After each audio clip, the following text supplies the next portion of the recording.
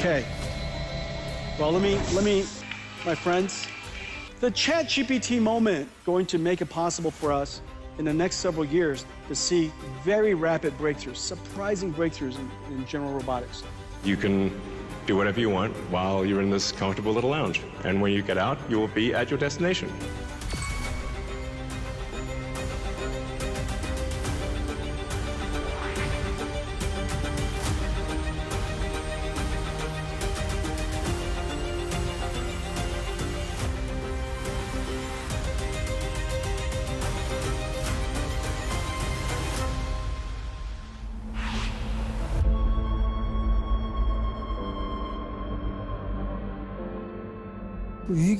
위기라기보다는 새로운 변화에 대응해서 어떻게 하면 인간성 또는 인간의 존엄성 이것을 향상시키는 쪽으로 이걸 활용할 것이냐 이거에 이제 우리는 오히려 지혜를 모아야 되는 거고 AI, 인공지능이 인간을 대체할 수 있다. 이 특유의 어장을 개척해 가고 있는 그런 사회다. 저는 기본적으로 사람을 믿습니다. 최소한 문명 사회를 5, 6천 년 동안 유지해 왔는데 나는 끊임없이 발전해 왔다고 보거든요. 인간의 그 따뜻한 지성으로 사회 문제를 해결할 수 있는 그런 능력이 더 주목이 되는 시대라서 그렇게 해서 좀 더 좋은 사회가 올 거라고 봅니다.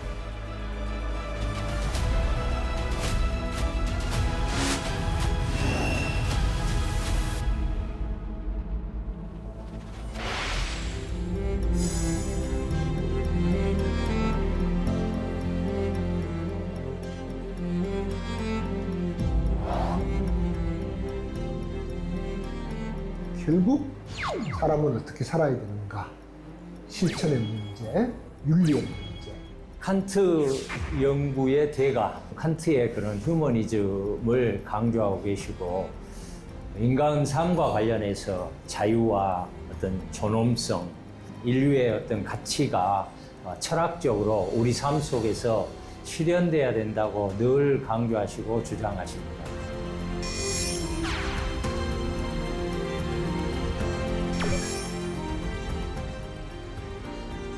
칸트 철학을 빌어서 인간에 대한 희망의 끈을 놓치지 않는 그러니까 그런 측면에서 합리적인 이상주의자 본인이 생각하는 원칙이라고 하는 것들에 대해서 스스로 옳다라고 생각하는 부분들을 타협하지 않고 끝까지 좀 이렇게 설득을 해 나가는 타협하지 않는 현실주의자의 면모가 있어요.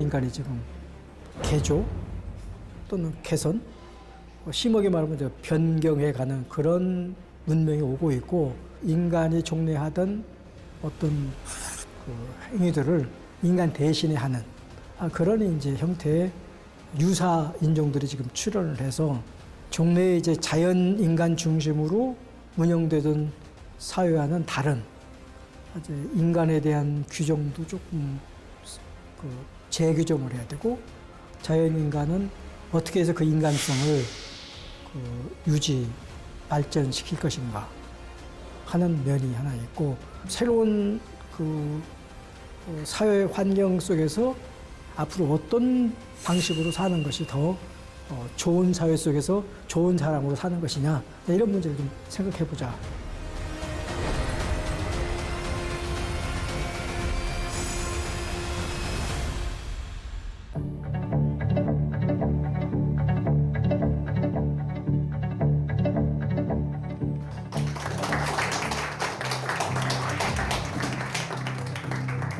안녕하세요. 소개받은 백종현입니다. 제가 오늘 드릴 말씀은 이제 제목이 인간의 조건인데 이게 무슨 뜻이냐면은 인간이 무엇으로 인해서 인간인가, 무엇 때문에 인간인가. 그것이 있으면 인간이고 그것이 빠지면 인간이 조금 뭔가 모자라는 이제 그런 뜻을 갖고 있어요. 지금 유난히 이런 문제가 이제 의문이 들게 된 것은 전통적인 인간에 대한 개념이랄까? 이게 상당히 많이 변하고 있어서 변천이 되어가고 있어서 그래요.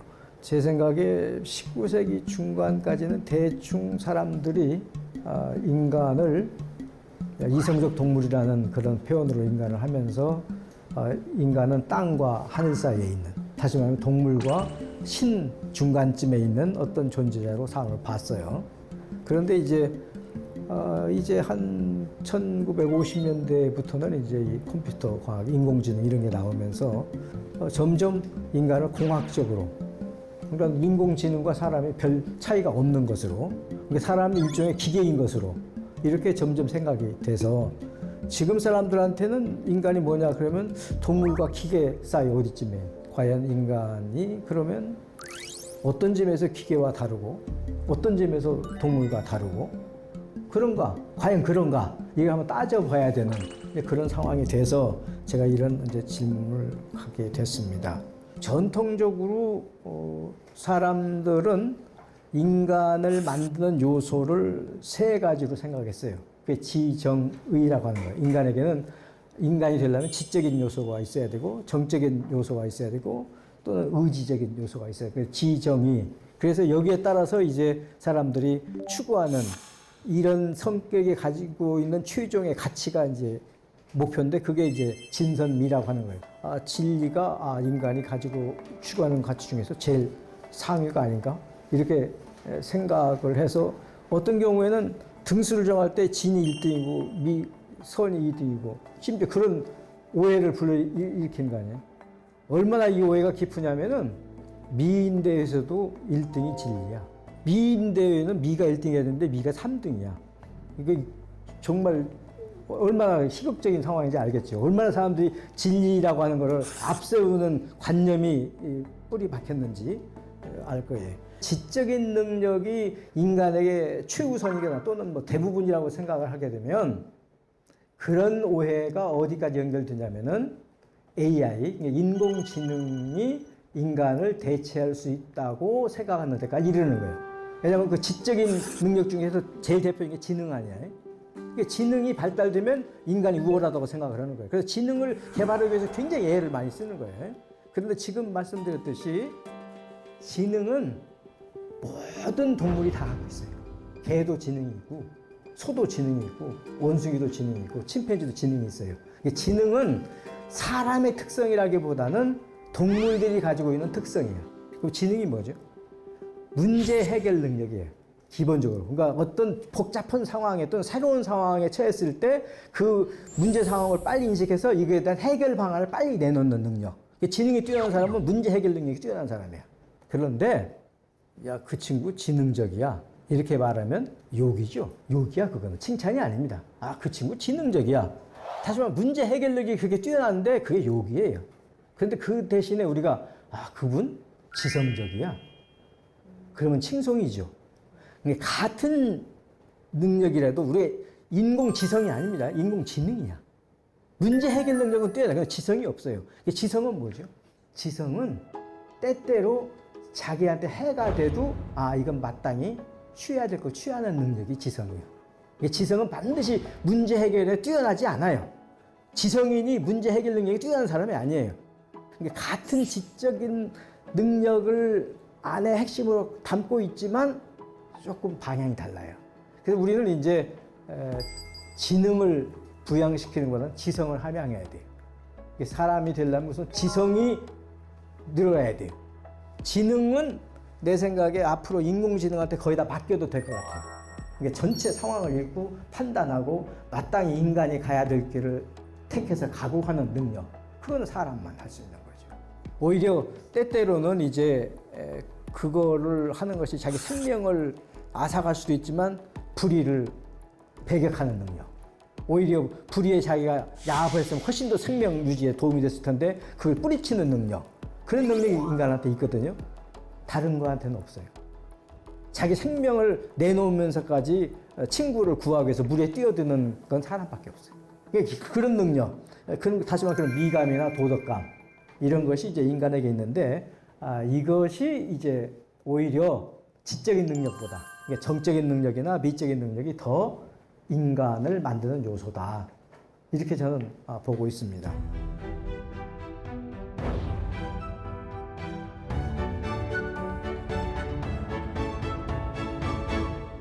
인간을 이성적 동물이라고 오랫동안 정의를 해왔는데, 이성이라고 하는 우리말의 유래는 이제 그 한문에서 나왔지만, 본래는 문장에 인간의 본성을 다스린다.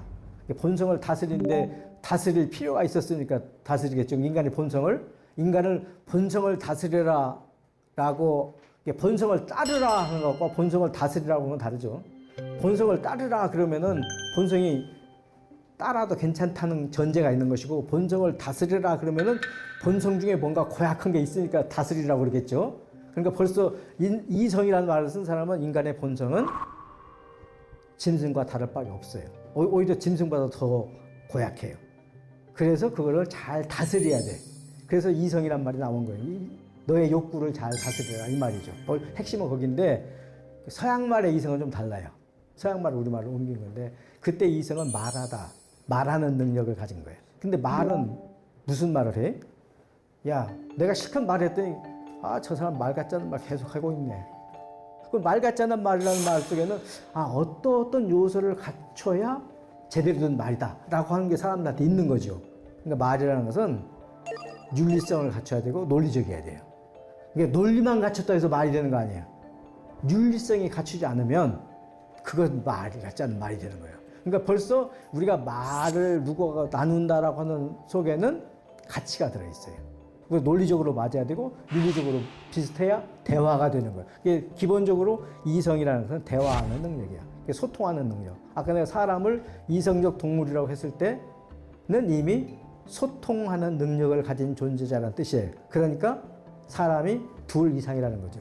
혼자 있는데 무슨 소통이 필요가 있어요. 그러니까 벌써 우리가 인간을 대할 때는 사람은 둘 이상이 함께 산다 하는 걸 전제로 해서 우리가 사람을 얘기하는 거예요. AI도 자기들 국가가 없고요. 걔들도 자기들 국가가 없어요. 사람만 국가를 만들어요. 사람만 법을 제정해요. 그런 능력이 이성적 능력이에요. 근데 그 법 안에 이제 뭐가 들어가야 되느냐, 어떤 내용이 법을 구성하느냐, 이제 그것이 이제 우리가 지금 말을 나온 자율성의 핵심입니다. 자율성이라고 하는 말은 자기가 법칙을 세우고 자기가 그 법칙에 따르는 것까지를 포함하는 거예요. 이 개념에서 벌써 드러나 있는 건 뭐냐면은, 자, 인간이 이제 개념을 이렇게 해야 되겠다고, 통제를 해야 되겠다고 생각하는 건 인간에게 뭔가 통제할 요소가 있으니까 그러겠죠. 그러니까 온 국민이 법 없이도 사는데 굳이 법을 만들겠어요? 그러니까 법은 뭐냐면 사람들이 하고자 하는 걸 못하게 하거나 하기 싫은 걸 하게 만드는 데 있어요. 법은. 하기 싫은데도 강제로 법을 통해서 하게 시킨다든지 하고 싶은 걸 못하게 만든다든지, 기본적으로 뭔가 욕구를 가진 자한테만 해당되는 거예요. 욕구가 본래부터 없는 자한테는 법이 의미가 없어요. 그러니까 이때 이 법이라고 하는 것은 결국 욕구와 관련되어 있는 거예요. 욕구를 가진 자한테만 이 자율이 필요한, 결국은 욕구를 가지면서 그 욕구를 통제할 능력을 가진 자는 인간밖에 없으니까 인간의 특성이라고 볼 수 있죠. 이게 동물들도 욕구를 가지고 있는데 스스로 법을 세우고 통제할 능력이 없어요. 그러니까 자연의 이치에 따라버려요, 그냥. 동물도 다 욕구는 있죠. 근데 그 동물들의 욕구는 자연대로 흘러가는 거예요. 근데 사람들은 욕구가 있는데 자연대로 흘러가면은 짐승처럼 되거나 짐승만 또 못하게 될 수도 있어요. 사람들의 욕구는. 그러니까 거기에 이제 통제가 필요해서 결국 인간이 이제 자율성이라는 게 생겨나는 것이죠. 근데 기본적으로 자유의지라고 하는 것은 자유가 뭐죠? 우리가 자유하는데 자유가 뭐죠? 자기한테서 비롯하면 스스로 절제 비롯할 수 있죠. 자기한테서 비롯한 것. 그러니까 뭘 시작하는 힘이 자유야. 뭘 새롭게 시작하는 힘. 또 하나의 뜻은 하나는 시작한다는 뜻이, 또 하나는 무엇으로부터 풀려난다, 해방된다는 뜻이 있죠. 무엇으로 우리가 자유를 찾아간다는 건 뭔가 압제, 속박으로부터 벗어난다는 거죠. 어떤 속박에서부터 벗어나는 거예요? 그러니까 정치적인 압박에서부터 벗어날 수도 있고, 가난이라는 속박에서 벗어날 수 있고, 여러 가지 속박에서 벗어나는 것도, 그런 여러 가지 이제 자유의 그 부분들이 있는데, 더 핵심적인 거는 내 욕구로부터 벗어나는 거예요. 자, 우리가 부처님이 해탈하라는 게 뭐죠? 내 욕구로부터 내가 자유로워지는 거죠. 해탈이라는 게 그거죠. 내 욕구로부터 자유로워지는 거예요. 그러니까 내 욕구가 나를 너무 많이 구속해요. 내 욕구 때문에 내가 사실은 굉장히 시달림을 받고 있는 거죠. 그 욕구를 실현하기 위해서 내가 얼마나 가진 애를 쓰고 어떻게 보면 자초하고 있는 거죠. 그 욕구 때문에. 그것을 벗어나는 게 자유의 힘이야. 그러니까 어떤 나를 통제하는 어떤 힘들이 있는데 그걸 끊어내고 내가 생각하는 어떤 가치 있잖아. 그래서 이게 자유의지는 선의지야. 나는 자유롭게 악을 택했다. 그런 말은 성립이 안 돼요. 그건 악의 꼬임에 넘어간 거예요. 악을 택했다는 말은 성립이 안 돼. 내가 자유롭게 나는 악을 향해서 매진한다. 이런 말은 성립이 안 돼. 그건 말장난이에요. 그러니까 내가 매진하고 택하는 건 오로지 선이야. 그것을 내가 택했다고 말하는 거야. 악을 가는 건 빠졌다고 그러고 꼬임에 넘어갔다고 그러지. 그걸 택했다고 할 수가 없어요. 그래서 기본적으로 옛날 사람들은 자유의지를 늘 선의지로 생각했어요. 그러니까 인간한테 자유의지가 있다는 말은 인간은 선의지를 가지고 있다라는 뜻이에요. 근데 인간은 그러니까 너무나도 쉽게 악에 빠지는데 그렇게 생각하는 사람들은 그러니까 인간은 자유의지가 없다 이렇게 말해요. 의지가 박약하다 그래요. 그래서 인간이 자유롭다는 말은 인간은 온 마음으로 오로지 이성의 지도에 따라서 산다. 이런 뜻을 그 안에 포함하고 있어요. 이성에 따라서 사는 것이 자유롭게 사는 거예요. 이성의 통제를 받으면서 산다. 그 말이에요.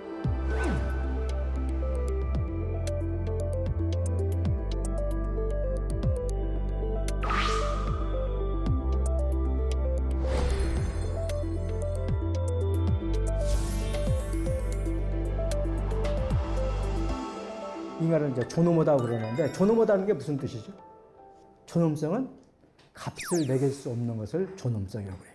가치 중에서 가격을 매길 수 없는 가치. 그게 존엄성. 인간은 가격을 매길 수 없다는 뜻이에요. 인간이 존엄하다면 가격을 매길 수가 없어요. 그 말은 무슨 말이냐면은 가격이 있는 것, 값이 있는 것은 교환이 돼요. 다시 말해 사람은 교환이 안 돼요. 근데 그런 존엄성이 근거가 뭐예요? 아까 사람만 자율성을 갖고 있어요. 사람만 그런 능력이 있어요. 다른 건 그런 능력이 없어요. 스스로 법을 만들어서 자기가 어려운 그 법을 지키려고 애를 쓰는 건 사람만 그런다니까요. 다른 건 그러지 않아요. 그러니까 이제 스스로 자기 분수를 알고 그 분수를 스스로 통제하고 더 사람답게 이끌어갈 수 있는 능력. 인간 그 자체가 그런 성격을 갖고 있다. 그래서 우리가 이제 사람은 그 자체가 가치 있는 것을 목적이라고 그러거든요. 그러니까 사람은 목적이야. 목적. 우리가 너 왜 그 친구하고 사겨? 그러냐고 놀지 마. 이런 부모들이 가끔 있잖아요. 너 그 애 사귀어봐야 사회 나가서 아무 쓸모가 없어. 저런 애 사귀어. 이렇게 되면 이거는 윤리 교육이 아니에요. 처세술은 될 수 있어요. 그러나 윤리는 될 수가 없어요. 사람은 그런 식으로 평가할 수 있는 대상이 아니란 말이죠. 그래서 이제 여기서 아까 그 자율성이란 말이 나오는 거예요.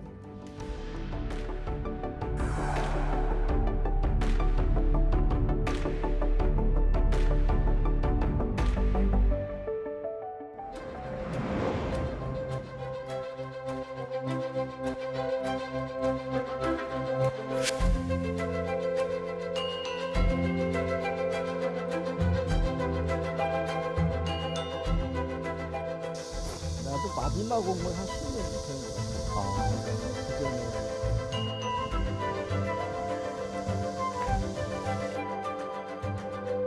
인간은 완성돼서 태어나는 것이 아니라 하나의 가능성으로 태어나요.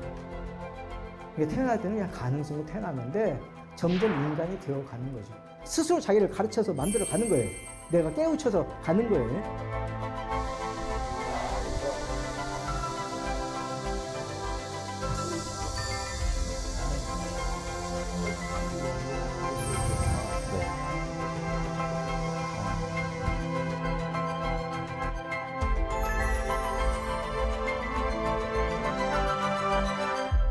좋은 사람이 되는 게 쉽지만은 않은데 어떤 사람이 좋은 사람이고 어떻게 해야 좋은 사람이 될 수 있을까요? 그 유명한 이야기가 있어요. 착한 일 하면 천국에 간다? 그런 걸 많이 하죠, 그죠? 영어 수학 100점 맞으면 천국에 간다는 말 아무도 안 하죠.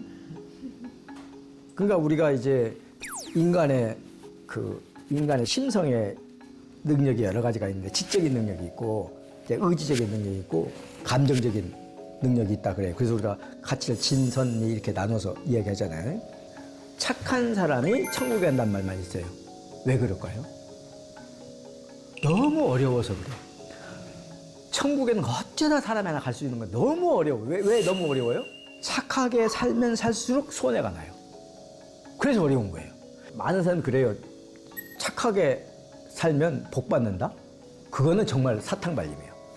정말로 착하게 살면 복 받으면 다 착하게 살죠. 복 받고 싶지 않은 사람이 누가 있어요? 근데 복이 안 떨어지니까 그걸 안 넣은 거잖아요. 실제로 착하게 살면 손해가 나요. 결국 선악 분배를 알고 한 번이라도 더 선을 행하기 위해서 애쓰고 그걸 훈련을 하고 그런 사람. 그다음에 설령 악을 행했다고 하더라도 참회하고 또 뉘우치고 그다음에 않겠다고 다짐하고 이런 사람이 좋은 사람이죠. 난 그렇게 생각을 해요. 교수님, 근데 그 착하고 나쁘고 그리고 정의롭고 그러니까 의롭고 불의한 모습이든 간에 이게 저는 상당히 당대적인, 그러니까 그 시기만에 그 특정한 공간이나 시간이나 장소나 이런 것들 속에서 규정돼 오는 거, 그게 상당히 가변적이라고 생각을 하면서 착하고 나쁘다는 게 좀 어떤 관점에서 보냐에 따라 착한 일일 수도 있고, 그러니까 극단적인 뭐 살인이라든지 이런 걸 제외한다면 좀 이게 쉽게 구분할 수 있는 일이 아닌 것 같다는 생각이 많이 들어서 좀 고민이 드는 것 같습니다. 그러니까 이제 그 철학자마다 또는 사상가마다 그 착하게 사는 방식에 대해서 이제 그 제시하는 게 뭐 다 다른데, 칸트는 기본적으로 이제 행동에는 두 가지 원칙이 있어요. 하나는 다른 사람을 행복하게 하려고 애를 써라. 다른 사람 행복해져요. 그 다음에 너 자신은 완성시켜라. 이게 내가 나한테 대해서 할 일은 나를 완성시키는 거야. 완전한 인간으로 바꿔가는 거야, 나를. 이게 내가 나한테 잘하는 일만 나를 완전하게 만들어가는 거야. 이게 완전하게 만들어가는 여러 가지가 있어요. 그러니까 예를 들면 학습도 열심히 해야 되는 게 뭐냐면, 내가 가지고 있는 기량을 녹슬지 않게 계속 연마해서 내가 가지고 있는 기량을 잘 표출시켜 만들 수 있는 것이 나한테 잘하는 일이야. 내가 오늘 나를 완성시키기 위해서 내 능력을 함양하고 내가 사람들 칭송받게 만들고, 그렇지? 이렇게 할 때 내가 나를 위해서 뭘 했나? 이걸 봐서 이제 나오는 거죠. 그 거꾸로 두면 안 돼. 나의 행복을 위해서 했으면 안 돼. 그리고 남을 완성시키려고 하면 안 돼. 그게 무슨 말이겠어? 그게 이제 꼰대짓인 거야. 요즘 사람들은 입에 되게 차라리 죽고 싶다, 그냥 죽을까, 뭐 힘들다 이런 얘기를 거의 입에 달고 산다고 이야기를 할 정도로 이제 죽음에 대한 그 무서움이나 그런 게 없어졌다고 생각을 하는데, 다들 그럼에도 불구하고 이제 저희가 살아가야 하는 이유가 있는지. 살아있는 동안은 인간은 의지적 동물이에요. 그래서 살아있는 동안은 의지로 살아요. 그렇지만 태어나고 죽는 건 의지의 문제가 아니야. 그거는 어떻게 보면 인간의 우리 이게 지상에 살아있는 인간의 힘 밖에 있는 어떤 힘에 의해서 이럴다는 보는 거예요. 그러니까 이제 그래서 결국은 지금 내가 고민할 것은 살까 말까가 아니야. 그거는 이미 내가 권한이 아니야. 어떻게 최선을 다해서 살까? 이 나한테 주어져 있는 이 기간에 어떻게 하면 내가 최선을 해서 살까? 이것이 내 과제지, 살까 말까? 이건 올건이야. 그럼 태어날까 말까? 그거 내가 할 수 있는 일이 아니잖아. 그런 사람들 경우는 이제 죽으면 무라고 생각할 거 아니에요. 그러니까 무가 되기 전에 한번 최선을 해보면 어떨까? 어차피 언제 가도 가는 건데. 그렇잖아요. 그렇잖아요. 한번 최선을 다해봐라. 보통 이제 한국이 이제 자살률이 제일 높다 그렇게 말하는데, 이 자살률이 왜 이렇게 높을까? 이렇게 생각한 것 중에 내가 이 하나가, 한국 사람이 너무 행복을 염두에 두는 거 아니야? 행복을 않으면 살 가치가 없어? 꼭 행복하게 살아야 돼? 내가 흔히 하는 말이, 자, 김구 선생이 행복하게 살았을까? 예수님은 행복하게 사셨을까? 우리가 봐봐. 우리가 인생의 모범이 된다고 하시는 분들, 그 행복하게 그 일생 행복하셨을까? 그 사람이 행복에 살아서 우리가 지금도 그 양반들을 떠올리고 그 양반들을 감사하고 그 양반들 귀감으로 삼아 살아야겠다. 우리가 그럴까?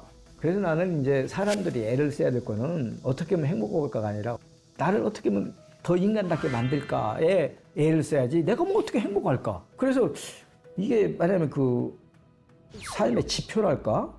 이게 좀 잘못 설정된 거 아닌가? 그래서 사람들이 자꾸 고통스러우면 피하려고 그런단 말이지. 오히려 그 고통을 통해서 더 인간이 될 수 있어요. 그 고통이 어떻게 보면 내가 인간답게 되어가는 그 과제를 나한테 주어가지고 그걸 해결해 가면서 더 인간답게 되게 어떻게 보면 그런 나한테 지침이 될 수도 있어요. 그러니까 그렇게 생각하면서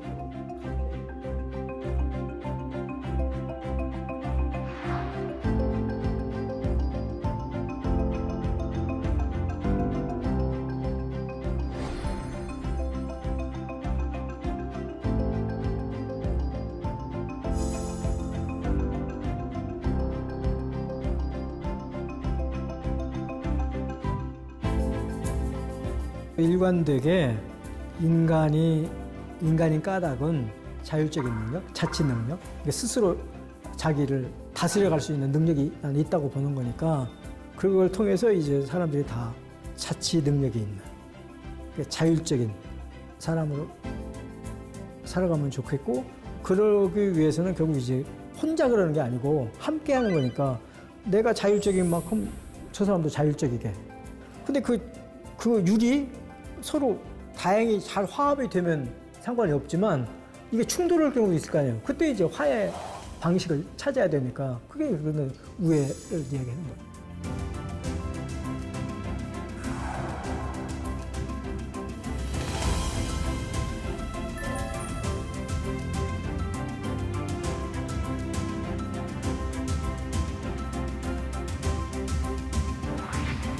오늘 제가 말씀드릴 내용은 좋은 나라가 뭐고 어떻게 실현할 수 있나 아마 이런 내용이 되겠죠.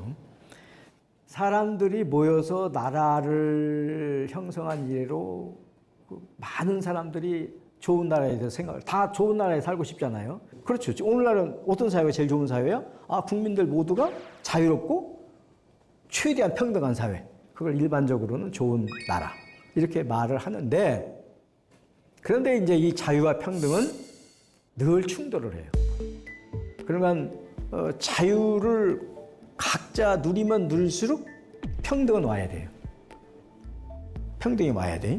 왜냐하면 모든 능력이 똑같으면 아마 자유롭게 누리면서도 다 평등하게 될 텐데 실제로는 자유라는 게 능력이 있어야 발휘를 하는 거죠. 그죠? 능력이 없으면 자유를 주어도 그러니까 예를 들면 거주 이전의 자유가 있어요. 그런데 재산이 있어야 가서 집을 사고 살지. 그렇지.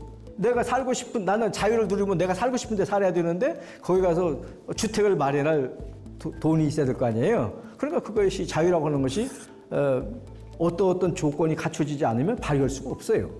그러니까 이제 모든 사람이 자유롭다 말을 그렇게 하지만 실제로 그 자유를 향유를 쓴 사람은 많지가 않아요. 오늘은 이 자유라고 하는 원리 자체도 어떤 어려움이 있는가, 또 평등이라고 하는 것도 어떤 어려움이 있는가를 살펴본 다음에 이 두 원리의 충돌을 어떻게 완화시킬 수 있을까, 그걸 좀 생각해보자 해서 오늘 이 주제를 가지고 왔습니다. 이 국가에서 첫 번째 기본 요건이 국민들의 사회적 평등이야. 사회적으로 평등해야 돼, 사람들이. 그래서 우리 헌법도 10조에 이 국민 기본권을 규정하면서 제일 먼저 이 평등, 법 앞에 국민은 다 평등하다. 이것부터 이게 첫 번째. 이게 일단 국가가 구성이 되면은 그 안에 있는 국민들은 다 평등해야 돼. 근데 왜 이게 어려워요? 만약에 공평한 사회가 되려면 모든 사람이 0에서 출발하든지 모든 사람이 100에서 출발하든지 그래야 될 거 아니야. 그런데 출발선부터가 안 맞잖아. 그럼 이걸 어떻게 이거 합리화해야 될 거 아니야. 사람들은 우리는 어떻게든지 정당화해야 되니까. 그 정당화의 논리 뭐가 있겠어요? 자유와 평등은 우리가 좋은 하나의 그 이상으로 내놓고는 있지만 각자 어딘가 다 지금 말했지만 뭐 어딘가 다 부족 자유를 주장하거나 뭐 평등을 주장하거나 그 처음에 그 말은 좋았는데 그걸 구체적으로 내용을 들어가면 좀 다 쉽지 않은 문제들이에요. 그리고 이제 지금 말한 대로 자유라고 하는 건 어차피 아까 말했지만 능력이 있어야 발휘할 수 있는 거니까 그럼 능력주의가 되는 거죠. 능력주의가 발휘되면 될수록 불평등하게 되는 거죠. 능력의 차이가 나니까. 그러니까 결국 이거를 이제 어떻게 조화를 시키느냐. 제 생각에는 이제 결국 거기에 우애라고 하는 하나의 조정 원리가 들어가야 되지 않나 이런 얘기예요. 우애라고 하는 거는 이제 우정, 이웃사랑 이거예요. 우애의 원리라고 하는 것이. 존경과 사랑은 우리가 미덕, 대표적인 인간관계의 미덕인데 그 상호관계가 밖에 있는 거야. 사랑은 위에 사람이 내리는 거야. 그러니까 사랑하는 사람이 우월적 지위에 있어요. 사랑받는 사람이 밑에 있어. 사랑하는 사람이 우월적 지위. 그러니까 우월하고 싶으면 남을 사랑하라. 존경은 반대로 존경하는 사람이 밑에 있어요. 존경받는 사람이 우월적 지위에 있어요. 우애라고 하는 것은 바로 그 존경과 사랑이 딱 일치하는 지점이에요. 존경하는 만큼 사랑받고 사랑받는 만큼 존경하는 사이. 그런 관계. 그러니까 이제 지금 말하는 그 우애라고 하는 것은 사랑과 그 존경의 균등 관계. 이런 관계가 이제 우리가 그 우애라고 말하면 그런 관계가 바로 이제 우정. 내 친한 치과 의사인데 한 번도 치료비를 낸 적이 없어. 걔는 이제 기록하고 저 의료보험에서 주는 것만 받았겠지. 나한테 내가 현금으로 한 번 아예 거기 내가 접수대 가지도 않아. 그냥 알았다 가자고 가. 나 다음에 언제 올게 이러고. 한 번도 나한테 너 돈 왜 내냐 묻지도 않아. 왜? 친구니까. 친구는 그런 거예요. 자기가 유리한 위치에 있을 때 친구를 도울 수 있다는 걸 기쁨을 아는 자. 그게 친구지. 내가 어려운 처지에 있을 때 언제든지 가서 기대도 내가 전혀 부끄럽지 않은 자. 그러니까 그 친구한테 가서 이거 밥 사달라고 좀 미안해. 그럼 친구가 아니지. 친구라는 건 그런 거야. 그런 사회가 되면 그게 우애거든. 그게 우애 가득한 사회가 되면 아까 자유의 평등의 이론적인 어려움이 있더라도 이게 어느 정도 화해가 될 수 있다는 거죠. 화해가 될 수 있다. 나는 이렇게 생각을 해서 이제 내 생각에는 그런 의미에서 자유롭고 평등한 사회를 우리가 바라면 결국은 우애 가득한 사회가 되면 될수록 그 자유롭고 평등한 사회의 실현이 가까울 것이고 만약의 경우에 그렇지 않으면 이거는 그냥 구호나 표현으로는 근사한 사회 모양이 되지만 실제로 실현되기는 어려울 것이다. 이렇게 생각을 해요. 그래서 이제 제가 뭐 결론적으로 드릴 말씀은 좋은 사회가 되려면 좋은 사람들이 많아져야 돼. 좋은 사람들만 좋은 사회를 가질 수 있어. 그러니까 이 사회가 왜 이 모양이야? 이렇게 불만이 생기거든. 자기 자신을 돌아봐라. 자기가 좋은 사람인지. 그러니까 내가 좋은 사람이면 아마 좋은 사회가 곧 올 거예요. 근데 내가 그렇게 좋은 사람이 아니면 좋은 사회가 오기가 쉽지가 않을 거예요. 그래서 사실은 좋은 사회를 만들려면 우선 각자 좋은 사람이 돼야 돼. 그리고 이제 다른 사람을 대할 때 친구처럼 대하는 마음이 생겨야 된다. 이렇게 저는 생각을 해서 오늘 이런 주제를 갖고 나왔습니다.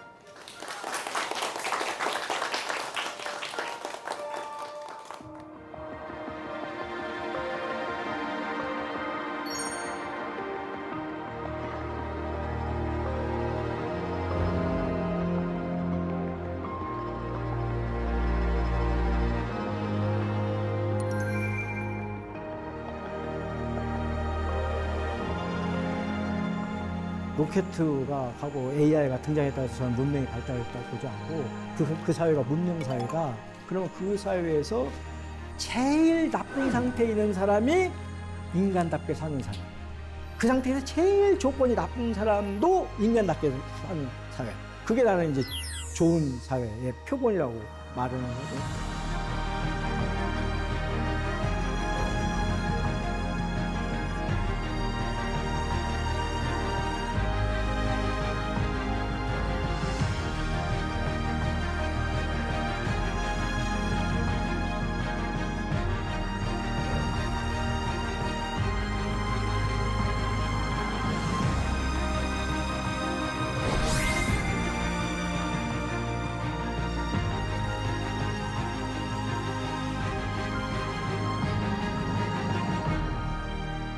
한국 사회 어떤 사회인가?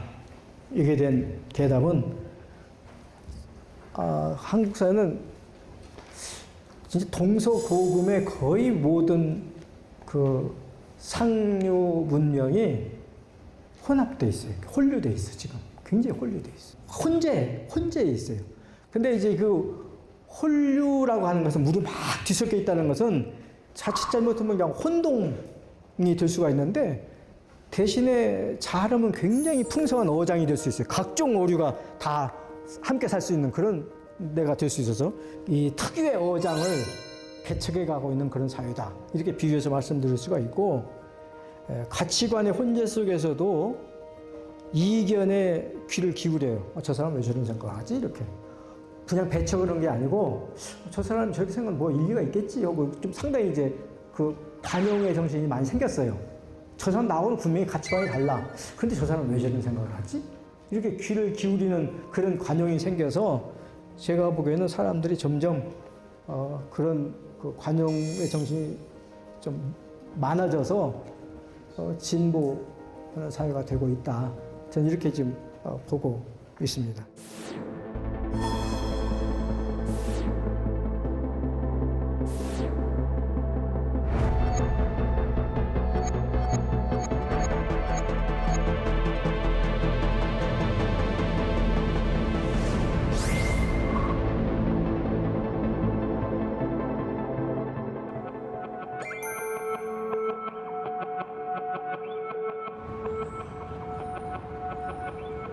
제 생각에는 한국의 경우에 물질 문명이 번성하는 만큼 정신 문화도 번성했고 윤리적으로 훨씬 더 향상됐습니다.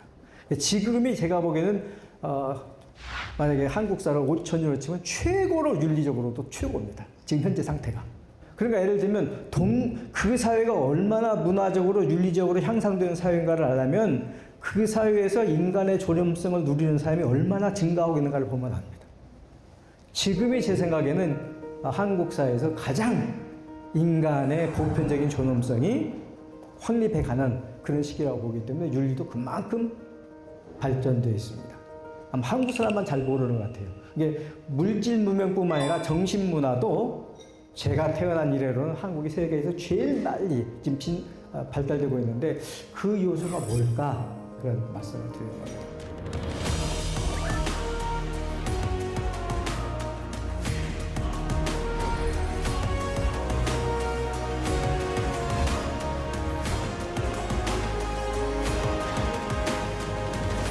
어떤 사회가 좋은 사회냐?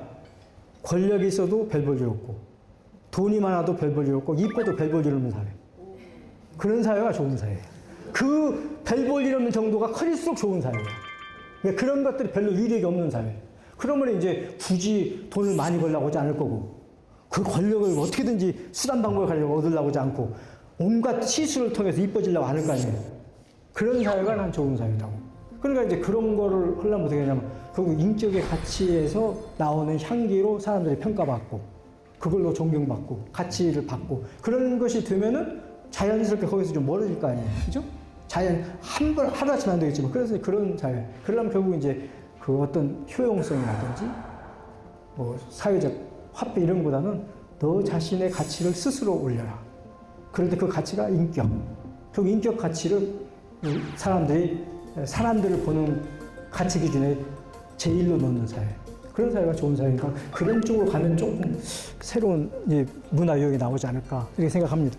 뭐 극복하는 방법은 결국 사람들이 교양화되는 것밖에 없어요. 다른 방법은 없어요. 그러니까 더디지만 결국 확실한 방법은 사람이 교양화되는 것밖에 없어요.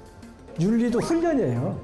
강의 한 번 듣고 책 한 번 읽었다고 윤리적이 되면 뭐 한국 사회 벌써 윤리화돼. 안 그래요. 계속 그런 상황에 도착했을 때 처음에는 유혹에 넘어갔다가 반성해서 또 한 번 극복했다가 그 다음에 또 넘어갔다가 또 극복했다가 자꾸 반복해서 조금씩 전진하는 거죠.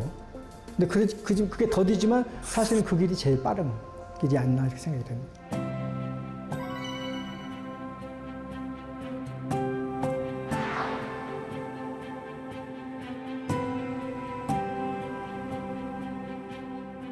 물질이 넘쳐나고 경쟁이 심하고 뭐 기술이 너무 빠르게 변하다 보니까 그 속에서 나는 어떻게 살아야 하는가. AI와 공존을 하는 것인가 아니면 경쟁을 해야 될 것인가, AI와 같이 성장할 수 있을까라는 측면에 대해서 생각을 많이 하고 있습니다.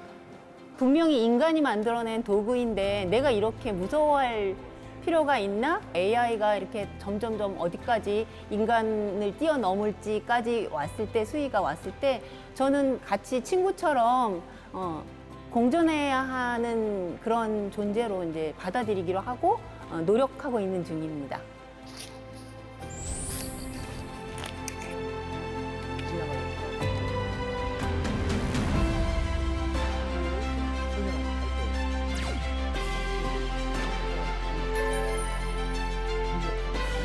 그동안의 삶이 굉장히 기능적으로, 지능적으로 하는 일을 이제 대신 기계들이 하면, 그럼 사람들은 뭘 하냐?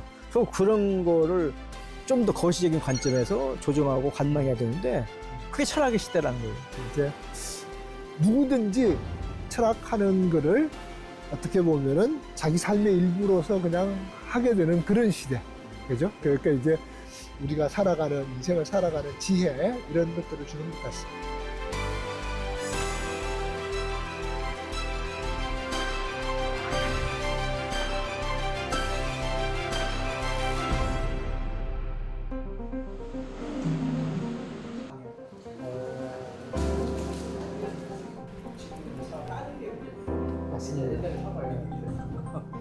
잘 지냈어요?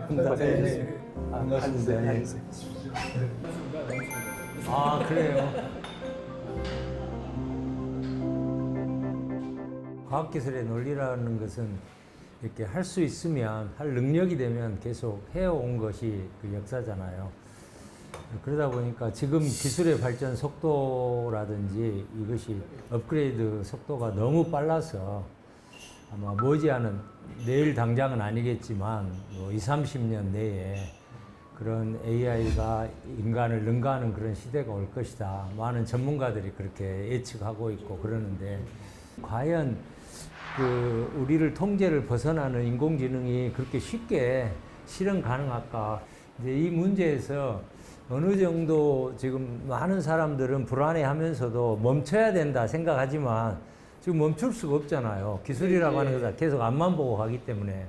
인공지능을 이제 단위로, 난 이제 막 인격 얘기할 때도 저 인격은 단위가 있어야 되는데, 인격지능을 개별화가 가능하냐 이거지. 근데 개별화 하면은 이제 그 활동량으로 볼 때 이만한 것도 있고 이만한 것도 있단 말이야. 사람은 아무리 활동량이 많아도 신체 단위로 해서 뭐 150에서 뭐 205 뭐 이런 사이즈가 있는데, 이게 인공지능이 좀 과연, 그래서 이걸 인격 이야기 할 때 과연 난 제일 핵심이 좀 개별화인데, 그렇잖아요. 개별화가 가능하냐.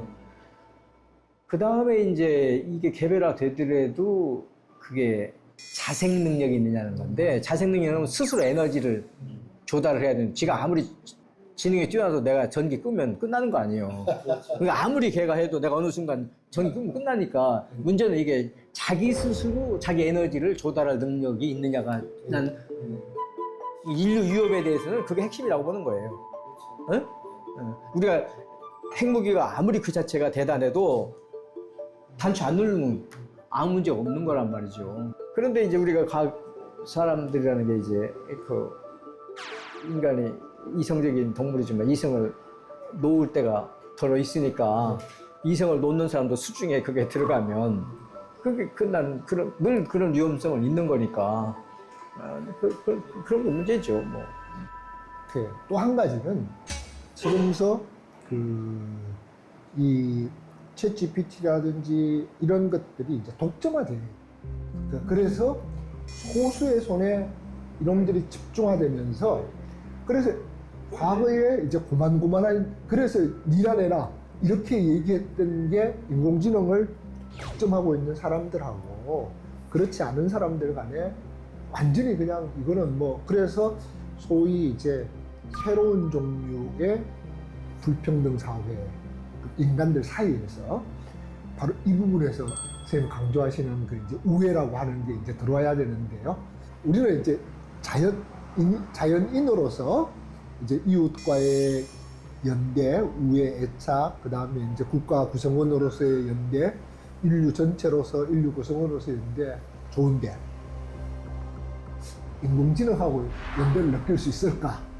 우애라는 게 어디서 나오냐면 다른 사람과 기쁨을 함께 나누고 다른 사람의 통증을 나도 느끼는 그 감수성이거든요. 그렇죠. 예. 거기서 사교성이 생기는 거 아니에요. 그러니까 남이 고통스러운데 자기는 전혀 고통을 공감하지 못하던 저는 굉장히 기쁜데 나는 그렇게 되면 이 소통이 안 되고 거기서 단절되는데 내가 이제 우애라는 그런 거 아니야. 어려운 처지에 있으면 내가 또 눈물이 나는 거란 말이지. 그러면 내가 있는 거 안 내놓을 수가 없는 거 아니에요. 그러니까 그런 능력이 인간한테 있어서 그러니까 그 인간 교육이라는 게 뭐냐면 그 자율적인 능력을 향상시키고 그런 이웃과 공감할 수 있는 감수성을 자꾸 키워주는 교육을 해야 된다는 거지. 예? 지금 앞으로의 과학기술 문명이라고 하는 것은 한번 그렇게 좀 오용을 하거나 기술적 오용을 하거나 하면 그 데미지가 어마어마할 거기 때문에 그것을 회복할 수 있는 것이 그 차원이 좀 다르지 않을까 이런 아마 생각도 해볼 수 그런 있어요. 걱정은 신문명이 시작될 때마다 심지어 뭐 저 기차철을 놓을 때마다 이게 동네 오면 뭐 여기 문명이 다 파괴될 거라고. 그러니까 내 생각에는 그 새로운 아직 경험해 보지 얕은 어떤 신문명이 시작될 때마다 사람들이 굉장히 걱정했던 내용이에요. 다시 말하면 만든 자가 해결할 방법도 찾아내요. 나는 그렇게 봅니다. 저는 기본적으로 사람을 믿습니다. 왜냐하면 그 믿음의 근거가 뭐냐? 최소한 문명 사회를 5, 6천 동안 유지해 왔는데 나는 끊임없이 발전해 왔다고 보거든요. 그건 인간의 자기 반성 능력, 실수하면 또 그걸 깨닫고 다음 단계 넘어가고 이런 능력이 있어서 여기까지 왔다고 보기 때문에 제가 인간의 신뢰는 인간의 인류 발전 역사가 그거의 증거다. 인간의 이성의 힘을 믿지 않으면 우리가 이런 대화를 한들 무슨 의미가 있겠어요.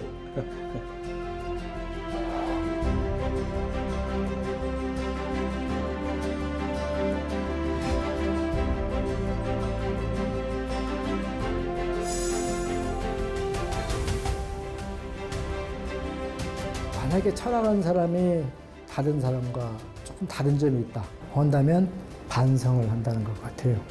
그러니까 AI하고도 사람이 다른 게 바로 그 점이 특성인데 잘 때 늘 돌아봐요. 내가 잘 살았나?